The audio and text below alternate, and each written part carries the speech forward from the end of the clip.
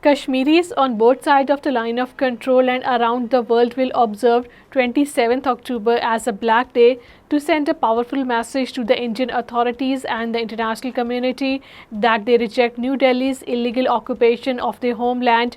It was on October 27, 1947, that the Indian troops, in blatant violation of the partition plan, invaded Jammu and Kashmir, occupying it against the will of the Kashmiri people.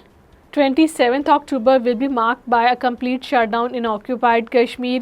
Protest marches, rallies and seminars will be held in Azad Kashmir, Pakistan and worldwide to condemn the Indian Army's invasion in 1947 as well as the revocation of the special status of occupied Kashmir by the BJP-led Hindutva government of India on 5th August 2019.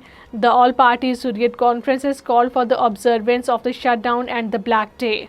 3 Indian troops were killed and at least 3 others were injured in an attack on their vehicle in the Bota Patri area of the Gulmarg in the Baramulla district. In the immediate aftermath, the troops fired indiscriminately, resulting in the killing of 2 civilians, Mushtaq Ahmed and Zahoor Ahmed Mir, both residents of the Baramulla who were working as supporters for the Indian Army.